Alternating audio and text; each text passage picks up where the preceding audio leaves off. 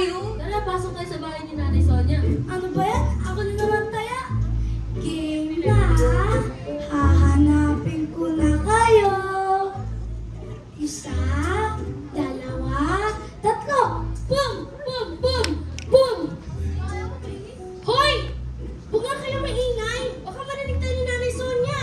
Pero, ang ganda talaga ng bahay ni Nanay Sonia.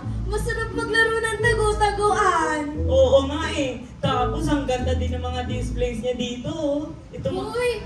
Huwag mo yung hawakan. Baka may mabasag pa tayo eh. Pero, ang cute naman na sa picture na to. Tingnan nyo. Hoy! Paano kayo nakapasok sa bahay ko? Sorry po, Nanay Sonia. Boss po, singin nyo. May nakapasok po kami. Malawak po yung bahay niyo kaya masarap po maglaro. Huwag na po kayo magalit, Nanay Sonia. Hindi na po ito mauulit. Kayong mga bata kayo, dinig na tirik ang araw! Wala ba kayong makapasok, ha? At nandito kayo palagi, laro ng laro! Magsiuwi na kayo!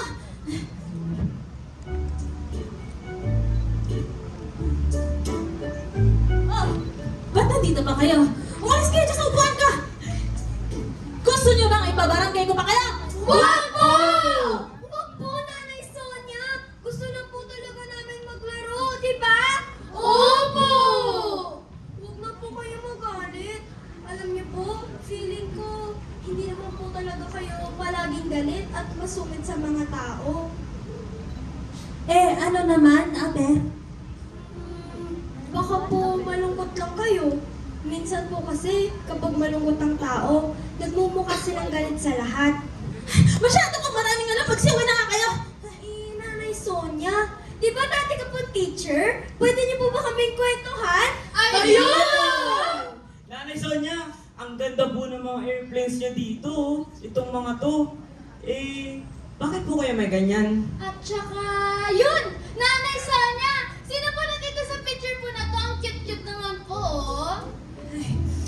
Wala na akong magagawa. Kukulit niyo. Sige, magsiupo kayo yan. Makinig kayo sa kwento ko. Itong nasa picture na to, si Apollo ito, anak ko. Itong mga to, koleksyon niya. Mahilig kasi siya sa buwan, sa iba't ibang planeta, at higit sa lahat sa mga bituin. Eh, Nanay Sonia, nasaan na po siya?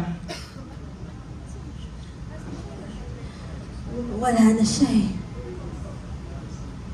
Simula bata pa.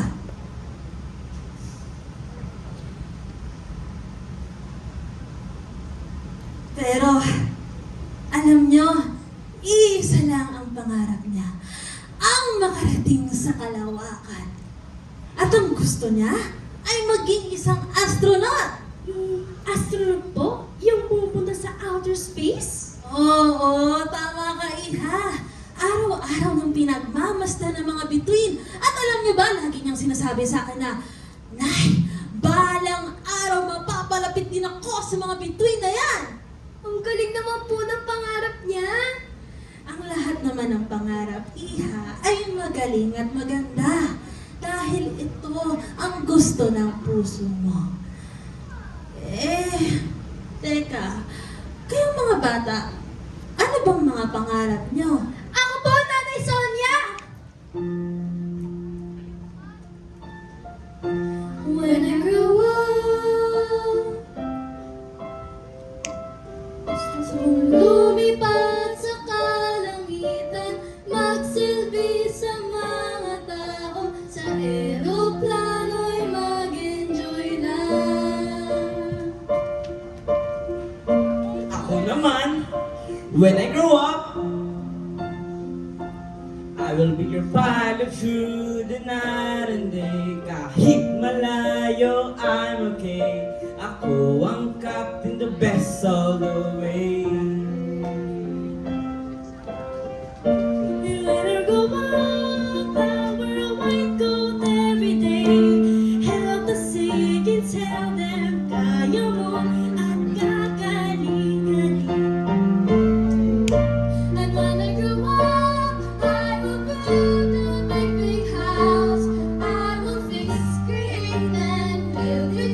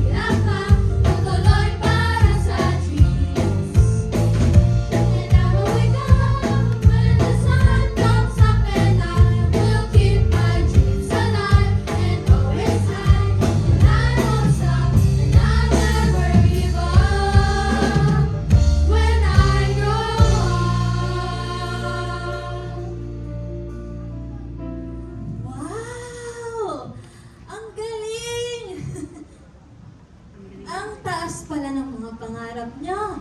Siyempre, Nanay Sonia, sa gwapong to, pang piloto. Way of feeling! Mga bashers talaga kayo. Kapag ako talaga naging superhero, hindi ko kayo ililigtas. Malay mo nga, maging si Flash ka, pero di saksak ka, Arrow! Oh, siya. Ikaw naman, Luna. Parang hindi namin narinig kung ano ang pangarap mo. Ako po, Nanay Sonia, pangarap ko mo maging kapwa. Siyempre, nandito sila. Pero, Nanay Sonia, wala po akong ganyan eh. Wala po akong gustong maging. Gusto ko lang pong makapagtapos ng pag-aaral. Tapos, bahala na. Ay, mga bata, makinig kayo sa akin ha. May tanong ako. Kailangan bang sikat o malaki agad ang pangarap? Tatandaan nyo ha, hindi nasusukat ang halaga ng pangarap sa taas nito, kundi sa kaligayahang na itutulot nito sa puso mo. Hindi lahat ng pangarap kailangang matayog. Minsan, kailangan mo lang itong maranasan.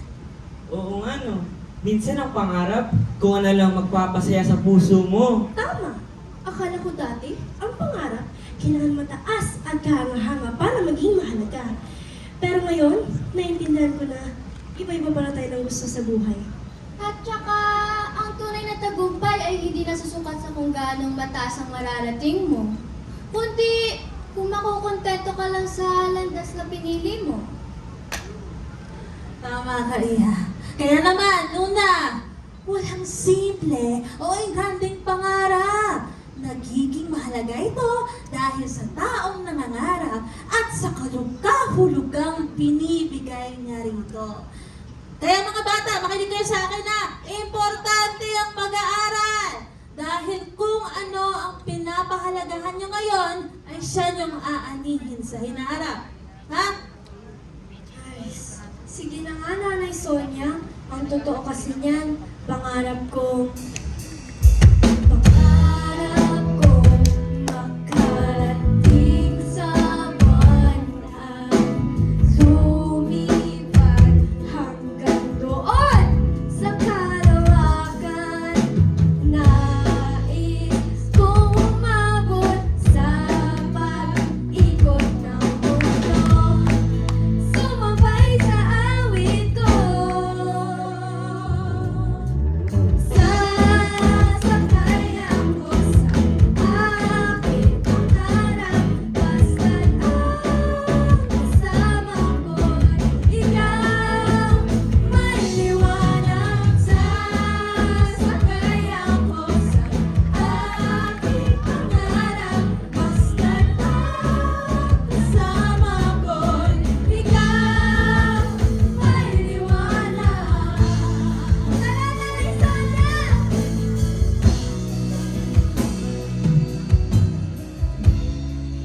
Kasama mo'y ikaw.